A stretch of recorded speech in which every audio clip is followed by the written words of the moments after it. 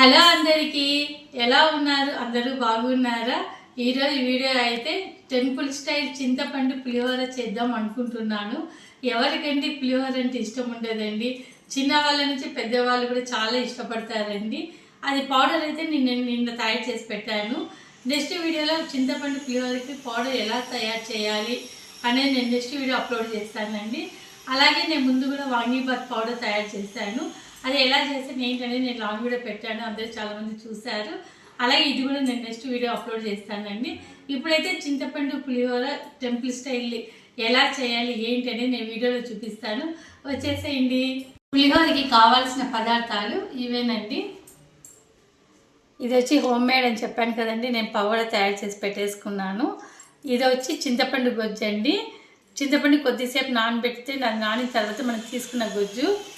ఉద్దిపప్పు, శనగపప్పు, ఆవాలు, జీలకర్ర, పసుపు, ఆనియన్, పచ్చిమిర్చి, కరివేపాకు, ఎండుమిర్చి, తగినంత ఆయిల్, టేస్ట్కి తగ్గ సాల్ట్. చల్లగా అయిన తర్వాత ఇలా పొడి పొడిగా చేసి పెట్టుకోవాలి. ముందుగా ప్యాన్ పెట్టుకోవాలండి స్టవ్ మీద. తగినంత ఆయిల్ వేడి చేసుకుందాం. పులిహోర కాబట్టి కొంచెం ఆయిల్ పడుతుంది. ఆయిల్ హీట్ ఎక్కిందండి. ఇప్పుడు ఇవన్నీ వేద్దామండి. ఆవాలు, జీలకర్ర, కరివేపాకు. ఇవి కొంచెం గోల్డెన్ కలర్ కావాలి. ఉద్దిపప్పు, శనగపప్పు, ఆవాలు, జీలకర్ర. ఇప్పుడు ఆనియన్ వేసుకుందాం.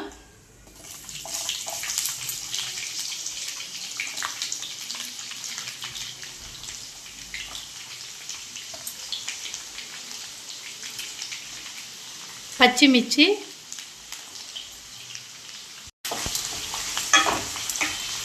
ఇప్పుడు ఆనియన్, పచ్చిమిర్చి కొంచెం మగ్గిన తర్వాత ఎండుమిర్చి, కరివేపాకు,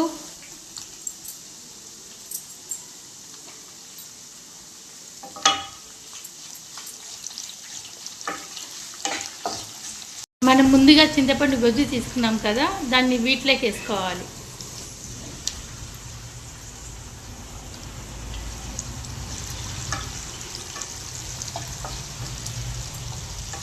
కొంచెం పసుపు,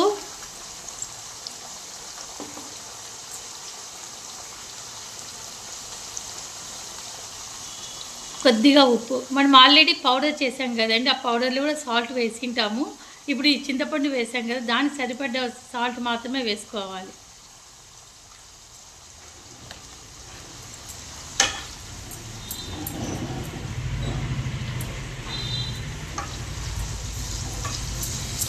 చూడండి ఎంత కలర్ఫుల్గా ఉందో. ఇప్పుడే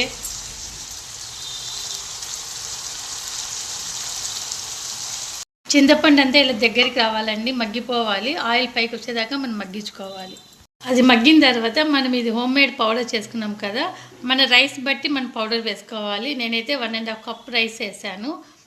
3-4 కప్స్ పౌడర్ వేసుకుంటున్నాను.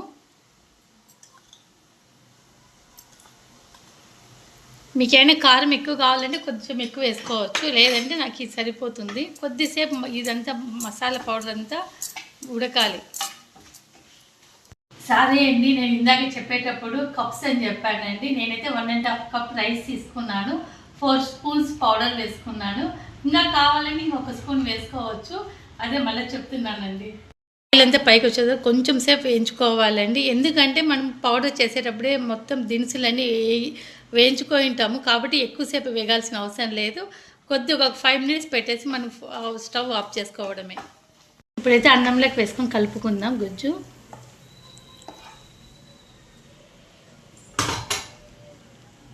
ఇలా మొత్తం అంతా రైస్కి అంతా గొజ్జు పట్టేలా కలుపుకోవాలండి. మనం చేతితో కలుపుకున్నాం అనుకోండి, రైస్కి మొత్తం బాగా పడుతుంది. అయితే మొత్తం గొజ్జునంతా వేయట్లేదండి, నాకు రైస్కి సరిపడే గొజ్జు వేసుకున్నాను. ఎందుకంటే కొంచెం సైడ్ తీసి పెట్టేసుకున్నా. ఇదేనండి మన వేడి వేడి పులిహోర. మీ అందరికీ నచ్చినట్లయితే లైక్ చేయండి, షేర్ చేయండి, సబ్స్క్రైబ్ చేసుకోండి. ప్లీజ్ సబ్స్క్రైబ్ అండి. మరిన్ని మంచి మంచి వీడియోస్ మేము ముందుకు వస్తానండి. Thanks for watching.